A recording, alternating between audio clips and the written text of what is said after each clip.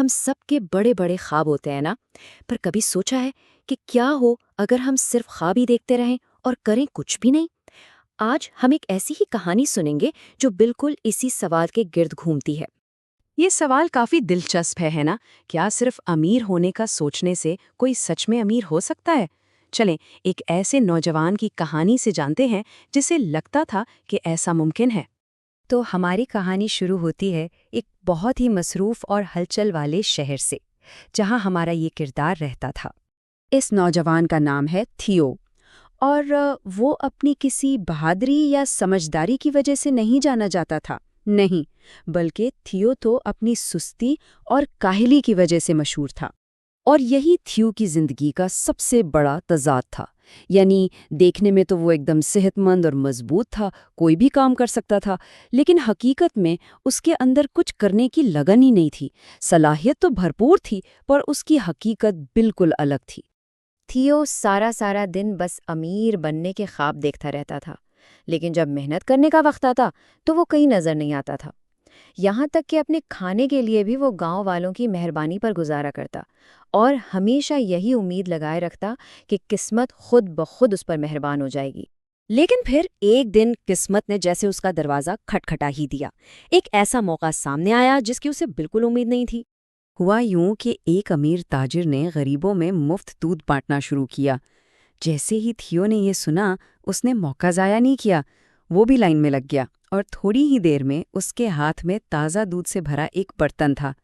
یہ ایک چھوٹا سا تحفہ تھا، لیکن اس کے ذہن میں یہ ایک بہت بڑی سلطنت کا بیج بننے والا تھا۔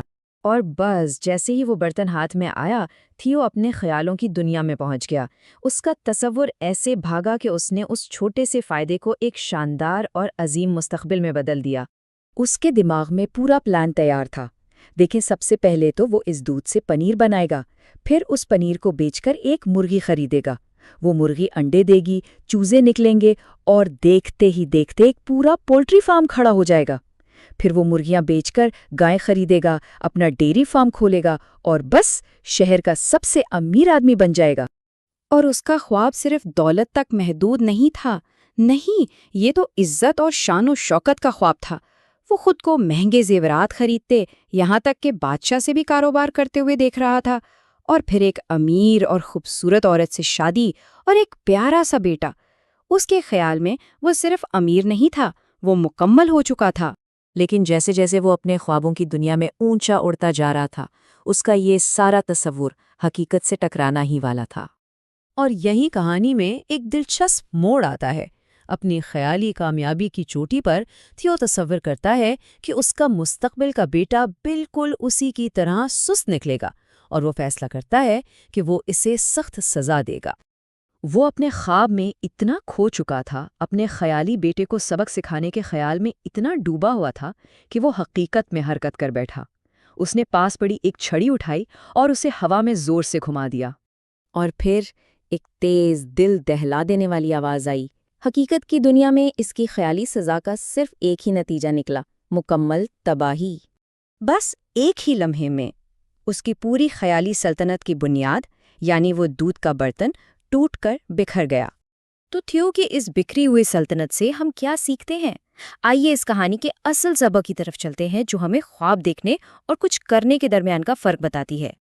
دیکھیں، خواہشیں رکھنا تو انسانی فطرت ہے۔ ہم سب کی امیدیں ہوتی ہیں، ایسی چیزیں جنہیں ہم حاصل کرنا چاہتے ہیں۔ لیکن جیسا کہ تھیو نے بہت برے طریقے سے سیکھا، صرف کسی چیز کی خواہش کرنا اسے حاصل کرنے کے لیے کافی نہیں ہوتا۔ کامیابی کے لیے یہ ضروری ہے کہ ہمارے کام ہماری خواہشوں سے میل کھائیں۔